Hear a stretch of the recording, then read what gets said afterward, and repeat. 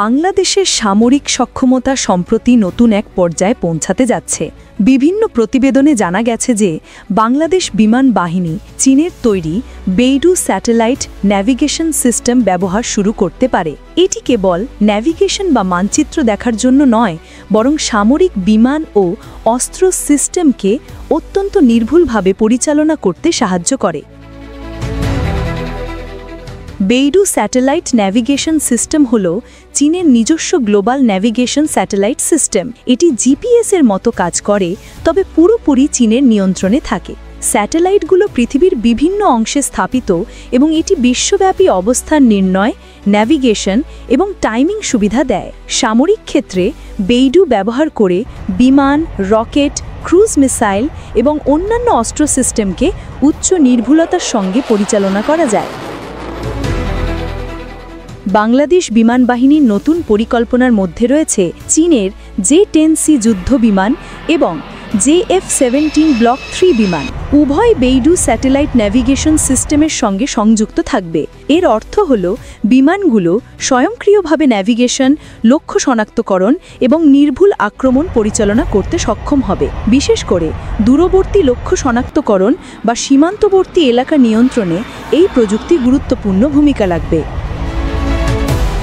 বেইডু-এর ক্ষমতা কতটা বিস্তৃত তা বোঝার জন্য পাকিস্তানের সাম্প্রতিক উদাহরণ উল্লেখযোগ্য। পাকিস্তান তাদের J-10C বিমান ব্যবহার করে ভারতের একাধিক যুদ্ধ বিমানকে কার্যত নিয়ন্ত্রণের বাইরে রাখে। বিশেষজ্ঞরা মনে করছেন এখানে মূল ভূমিকা ছিল বেইডু স্যাটেলাইট ন্যাভিগেশন সিস্টেম, যা বিমানগুলোকে অত্যন্ত নির্ভুল টার্গেট লক এবং কৌশলীগত সুবিধা দেয়।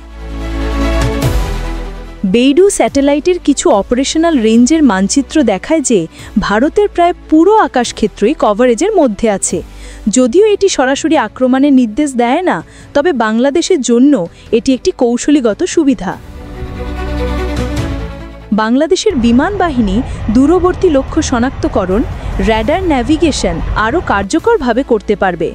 বেইডু স্যাটেলাইট ব্যবহার মানেই যে বাংলাদেশ ভারতের আকাশে আক্রমণ চালাবে তা নয়, এটি কেবল সামরিক সক্ষমতা বৃদ্ধি এবং প্রতিরক্ষা ব্যবস্থার আধুনিকীকরণ। অন্যদিকে সীমান্ত রক্ষায় এটি অত্যন্ত গুরুত্বপূর্ণ।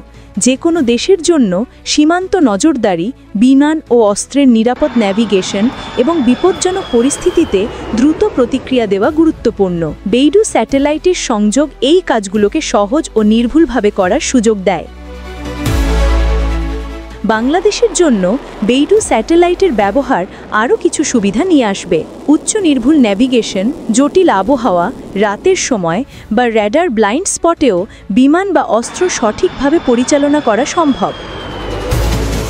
কৌশলীগত সমন্বয়, J-10C এবং JF-17 ব্লক 3 বিমানগুলো একে অপরের সঙ্গে এবং স্থল বা নৌ সিস্টেমের সঙ্গে স্বয়ংক্রিয়ভাবে সংযুক্ত থাকতে পারে। স্মার্ট টার্গেটিং, দূরবর্তী লক্ষ্য শনাক্তকরণ এবং আক্রমণে নির্ভুলতা বৃদ্ধি। বেশি স্বাধীনতা, জিপিএস-এর মতো অন্যান্য দেশের স্যাটেলাইটের ওপর নির্ভরতা কমে যায়। এটি শুধু বিমান বাহিনীর ক্ষেত্রে নয়, বরং ভবিষ্যতে নৌবাহিনী, স্থলবাহিনী এবং ড্রোন অপারেশনেও কাজে আসতে পারে। উদাহরণস্বরূপ দূরপাল্লার রকেট বা ড্রোন মিশন বেইডুর সাহায্যে অত্যন্ত নির্ভুলভাবে পরিচালনা করা সম্ভব। তবে কিছু সীমাবদ্ধতাও আছে। বেইডু স্যাটেলাইটের কভারেজ এবং কার্যক্ষমতা চীনের নিয়ন্ত্রণাধীন। আন্তর্জাতিক সংঘাত বা তথ্য নিরাপত্তার ক্ষেত্রে নির্ভরশীলতা নিয়ে কিছু আলোচনা হতে পারে। তবে সাধারণ প্রতিরক্ষা এবং নিরাপত্তা ব্যবস্থার জন্য এটি বাংলাদেশকে একটি শক্তিশালী অবস্থান দেবে। বাংলাদেশের বেইডু স্যাটেলাইট ব্যবহার সামরিক ক্ষেত্রে একটি বড় পদক্ষেপ। এটি দেশের প্রতিরক্ষা সক্ষমতা, ন্যাভিগেশন এবং কৌশলীগত সমন্বয়কে অনেক উন্নত করবে।